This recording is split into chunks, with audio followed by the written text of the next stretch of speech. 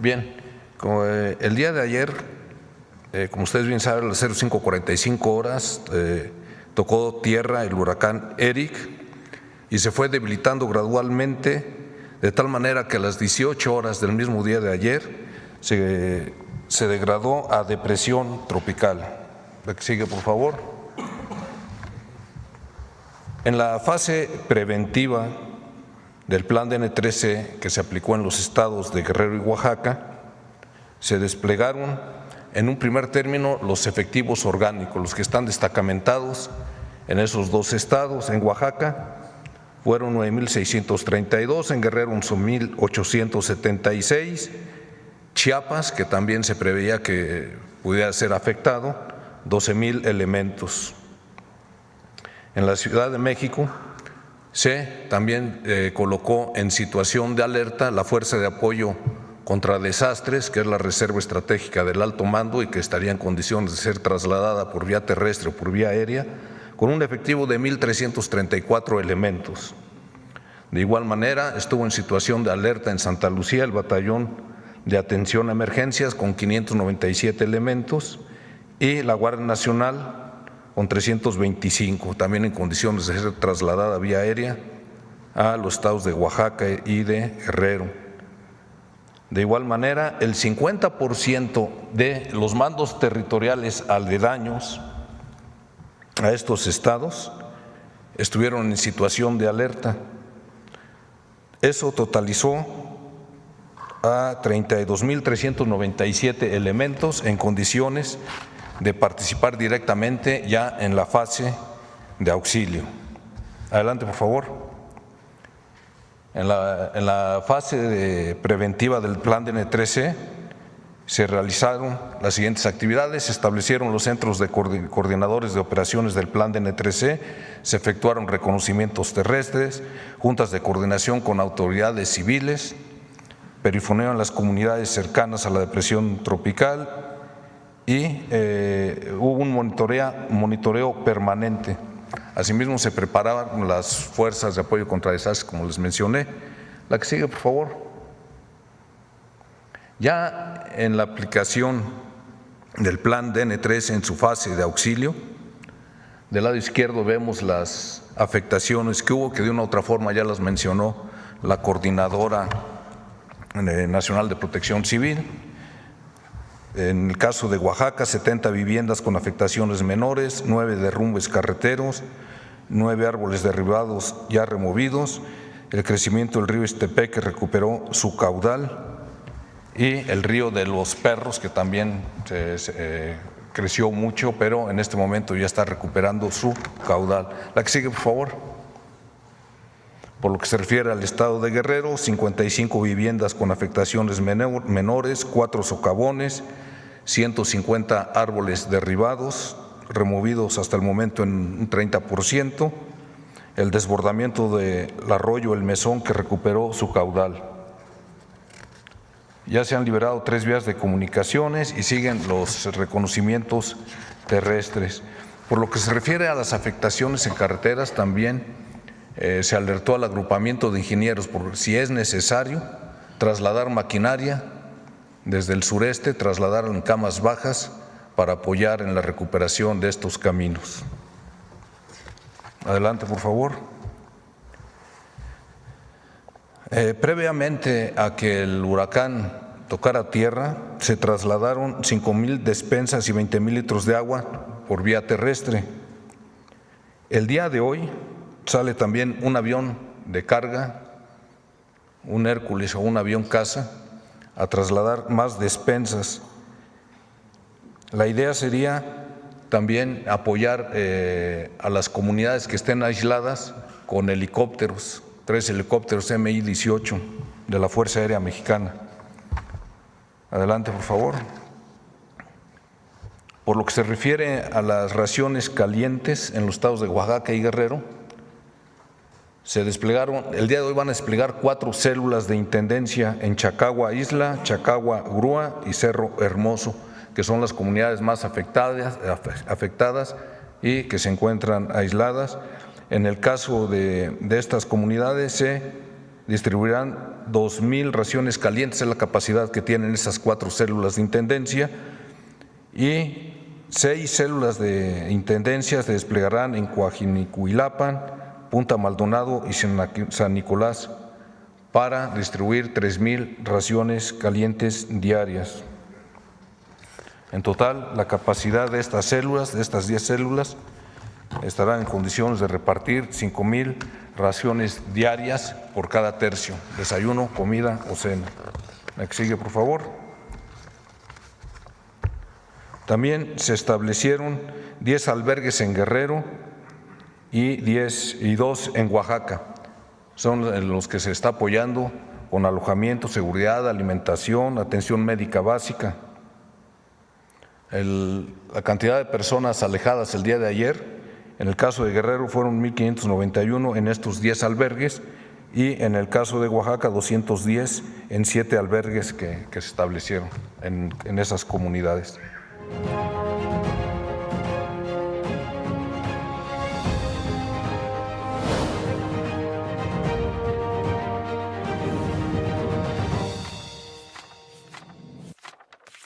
A partir de 1910, nuestro México tuvo un cambio social sin precedentes: la Revolución Mexicana, movimiento que vio el surgimiento de un ejército distinto, un ejército del pueblo, el ejército mexicano, con raíces en las comunidades que le dieron origen y con una esencia profundamente social.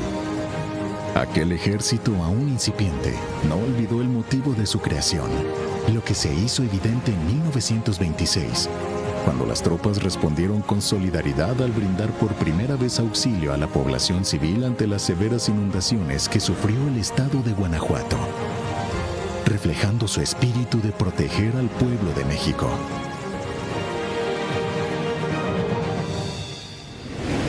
Con el paso del tiempo, y ya consolidado el ejército como una fuerza institucionalizada, se dio un paso adelante en 1965, con la formulación de un plan de auxilio a la población civil, que fue incluido en el Plan de Defensa Nacional número 3 como anexo E, surgiendo así lo que se conoce hasta nuestros días como Plan DN3E, siendo el ejército mexicano pionero a nivel mundial en atender este tipo de emergencias.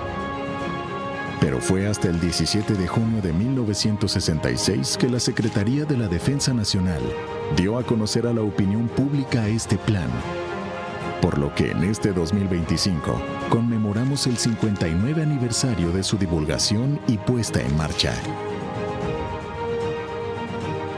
Meses después, el 10 de octubre de 1966, el Plan DN3E se pondría por primera vez a prueba debido al desbordamiento del río Pánuco en los estados de Tamaulipas y Veracruz por el paso del huracán Inés, en donde los soldados de México hicieron patente su compromiso con el pueblo. El objetivo fundamental del Plan DN3E es aminorar los efectos de un desastre a través de 3 fases. Prevención, mediante la preparación y planeación para reaccionar en forma oportuna y tomar acciones para controlar riesgos. Auxilio, a través de la búsqueda y rescate de personas a las que se les brinda atención médica, apoyo con albergues y puentes aéreos para el traslado de víveres. Recuperación, mediante la remoción de escombros y reconstrucción de las zonas afectadas para restablecer la normalidad en la vida de las personas.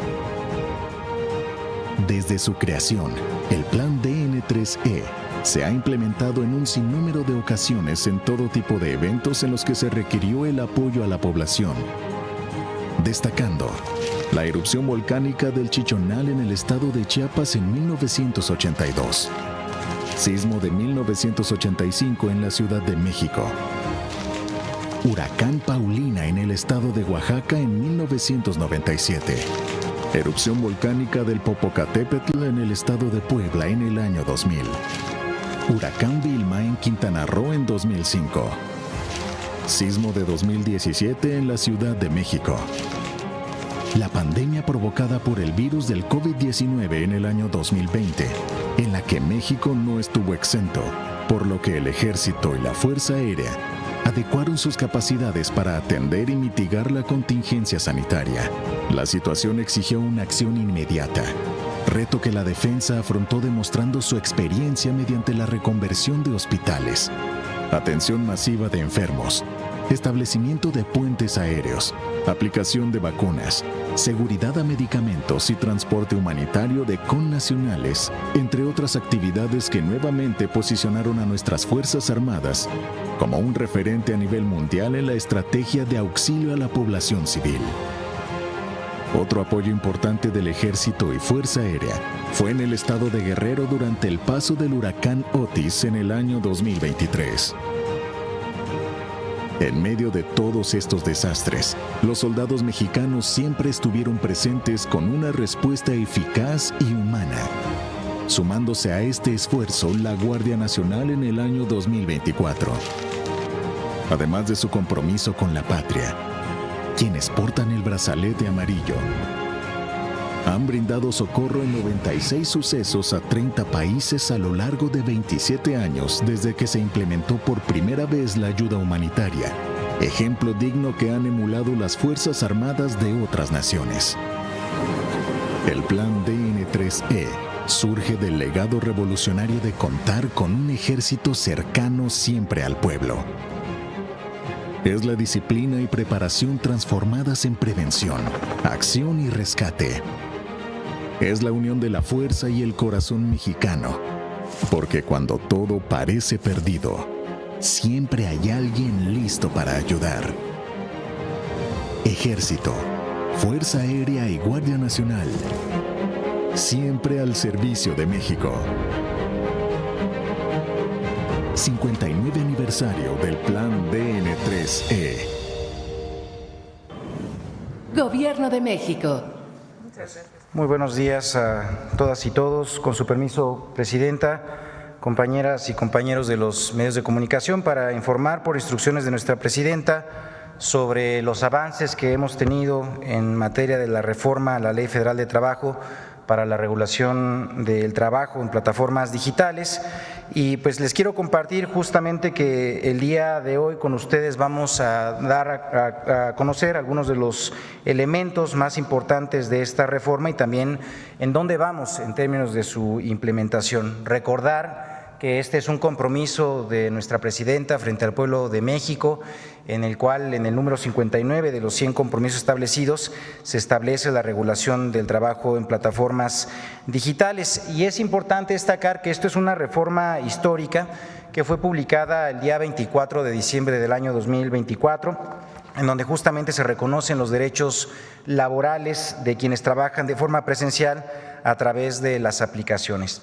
Durante varios años en la Secretaría de Trabajo se ha impulsado un proceso de amplio diálogo con las empresas, también con organizaciones de las personas trabajadoras, con el Instituto Mexicano del Seguro Social, con el Infonavit, con el Servicio de Administración Tributaria, y esto justamente ha permitido que a lo largo de este tiempo alrededor de cerca o más de 50 reuniones, en alrededor de estas reuniones, pues hayamos podido construir un nuevo marco legal que garantice la protección para los trabajadores y trabajadoras, manteniendo además la viabilidad del negocio que, como saben, pues es muy innovador. La reforma incorpora un nuevo capítulo en la Ley Federal de Trabajo que reconoce la relación laboral subordinada de manera especial, sui generis, por así llamarlo, de quienes alcancen al menos un salario mínimo mensual en esta actividad, y extiende además la protección en caso de riesgos de trabajo a quienes no lleguen a este umbral durante el tiempo efectivamente laborado. Es una regulación pionera a nivel mundial y en ese sentido debemos sentirnos muy orgullosos, porque justamente lo que estamos demostrando con esto es que dentro del humanismo mexicano la innovación tecnológica no tiene por qué estar reñida con la justicia laboral. Algunas de las características, para que nos quede muy bien claro, pues quienes generen ingresos iguales o mayores al salario mínimo tendrán todos los derechos laborales reconocidos en la ley, incluyendo la afiliación completa al IMSS y al Infonavit, y esto significa que estarán asegurados en 5 áreas fundamentales. Por caso de riesgos de trabajo, esto es por si sufren un accidente o enfermedad mientras están trabajando, recibirán atención médica, rehabilitación y si es necesario incluso una pensión por incapacidad. También enfermedades y maternidad, otro de los seguros en donde justamente las personas trabajadoras podrán atenderse gratuitamente en las clínicas y hospitales del IMSS si se enferman o si incluso en el caso de las mujeres o personas estén embarazadas, y también tendrán acceso a licencias con goce de sueldo. Otro de los seguros es el de cesantía en caso de edad avanzada y vejez. Esto, al llegar a la edad de retiro, tendrán derecho a una pensión siempre que cumplan con los requisitos de las semanas cotizadas. De igual manera, invalidez y vida, esto en caso de que alguna enfermedad o accidente impida que sigan trabajando, pues que se pueda recibir justamente el apoyo económico que corresponde, y en caso de fallecimiento, pues el beneficio que tendrán así los familiares en su caso, y acceso también a la pensión y servicios funerarios. Por la otra, acceso a guarderías y prestaciones sociales, esto es a los servicios de cuidado infantil, centros recreativos, deportivos y otras actividades del IMSS. Además, como ya mencioné, cotizarán al Infonavit, lo que significa que mes con mes podrán generar un ahorro en la subcuenta de vivienda. Quienes cumplan con los requisitos establecidos en esta materia podrán acceder a un crédito para compra, construcción o mejora de casa. Esto pues es un derecho que por primera vez se extiende a miles de personas repartidoras y conductoras que tendrán la posibilidad real de acceder a una vivienda con respaldo institucional. Este es uno de los grandes avances de la reforma que justamente pues anteriormente, como sabemos, por la relación que se establecía, pues estaban excluidos de la red de seguridad social del país.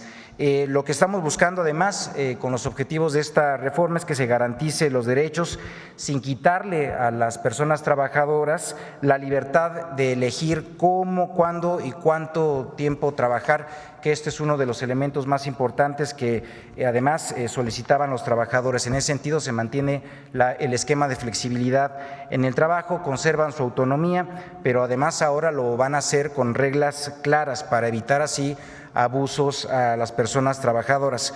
Por ejemplo, las personas ya no podrán cobrar por el uso de la aplicación ni tampoco establecer restricciones arbitrarias para la conexión.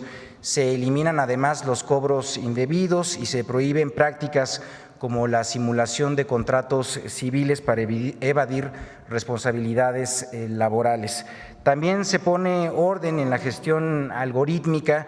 Las decisiones tomadas por algoritmos deben de ser transparentes, comprensibles y, lo más importante, revisables por personas que puedan justamente atender a las personas trabajadoras, también otras personas, en este caso pues inscritas en la propia plataforma.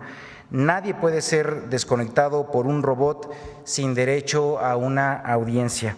La desconexión inmediata además solo se permite en casos graves como fraude o riesgos de seguridad y siempre deberá notificarse de manera muy clara y con justificación.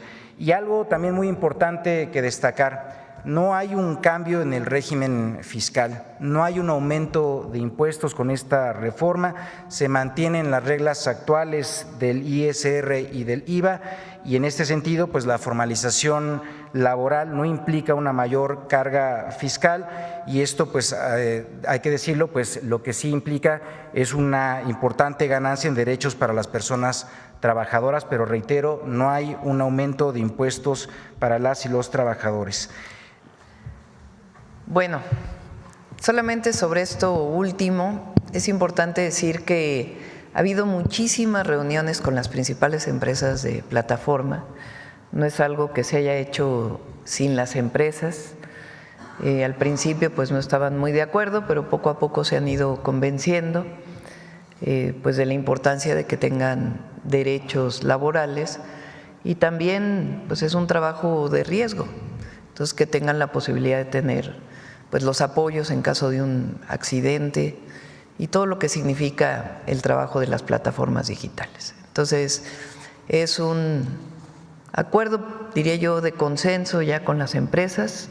Son 6 meses pilotos para ver cómo funciona, para que ya la obligatoriedad, bueno, es obligatorio ya porque es ley, pero son 6 meses de prueba piloto para que podamos iniciar ya sin las pruebas piloto, ya directamente el próximo año, ¿no? ¿O cuándo es? A partir del 1 de enero del 2026. Bueno, pues es esto. Les informo que en un rato nos vamos a trasladar a Oaxaca a la zona más afectada. Afortunadamente no hubo muchas afectaciones, hay que decirlo. Las mayores afectaciones están en Oaxaca, pero sí hay algunas comunidades aisladas. Entonces, está trabajando Defensa, Marina, para poder apoyarlas. No solamente fue la costa, sino también fue el istmo, fue Juchitán particularmente con el desborde del río. Entonces nos vamos a trasladar para poder coordinar los esfuerzos y de ahí retomamos la gira por el sureste. Keaku Newarutsi, le saludo con mucho respeto, Presidenta. Buenos días. Keaku Yunaite a todas y a todos. Keaku Yunaite desde Palacio Nacional. Les acabo de saludar en la lengua wixárika. Es la lengua huichol, como muchas y muchos de ustedes lo conocen. La lengua wixárika se habla principalmente en 3 estados, Jalisco, Nayarit y Durango. Nuestra tierra es color, sabor, y ante los ojos de todas y todos nosotros es un hermoso arte. Cada rincón de este gran pueblo se manifiesta a través de su riqueza cultural, amplia y vasta ante el mundo. Dentro de esta riqueza cultural existe un lugar donde tienen el arte de transformar y dar forma a nuestra madre tierra en hermosas artesanías vivas. Para saber un poco más a lo que me refiero, y desde el hermoso estado de Jalisco, con su permiso, Presidenta, les compartimos la siguiente cápsula. En el corazón de Jalisco se encuentra Tonalá, la cuna de la alfarería mexicana. Un municipio donde el barro guarda la memoria de una tradición milenaria nacida del encuentro entre los saberes prehispánicos y las técnicas españolas. Es una herencia viva que hasta hoy sigue moldeando identidad en cada pieza hecha a mano. Yo inicié a la edad de 12 años en el taller familiar de mis padres, viéndolos trabajar y viendo cómo se preparaba todo el proceso del barro. Durante tantas generaciones se ha transmitido el oficio. Ahorita nos toca a esta generación trabajar, pero estamos aquí gracias a lo que nos dejaron nuestros antepasados. Me enseñaron a tenerle paciencia, dedicación, amor, para poder plasmar en él un sentimiento que trae uno como artesano. Entonces, cada pieza lleva un pedazo de nuestra vida, de nuestros sentimientos, de nuestros momentos, de nuestros conocimientos. Ahí van en esa pieza. Creo que en cada pieza tratamos de plasmar lo que es Tonalá. Y eso es parte del encanto del oficio de ser artesano. No todo termina en el horno. Hoy, cientos de artesanos defienden una herencia viva que les permite expresar emociones, historias y raíces en cada una de sus obras. Y experimento varias emociones, felicidad, melancolía y sobre todo el poder demostrar con mi trabajo y mostrarlo al mundo. Y me llena mucho de satisfacción. Tonalá desde siempre se ha conocido por la tradición alfarera. Entonces yo pienso que está a salvo la tradición porque hay muchas semillas que van a germinar en algún momento.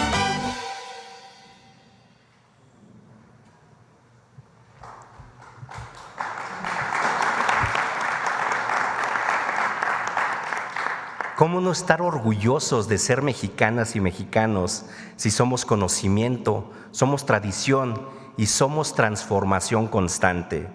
Cuando compartimos el arte de Tonalá, estamos llevando una parte de esta comunidad con nuestros seres más preciados. Muchas gracias a todas y a todos los artesanos que a través de las tradiciones y de la experiencia, pero sobre todo la unión familiar, fortalecen nuestra identidad. porque cada producto terminado es tiempo, cariño y dedicación, porque el pueblo de México, hermanos y hermanas, es crear con las manos lo que el corazón siente. Pampari Yutsi. Muchas gracias. Gracias. Muchas gracias.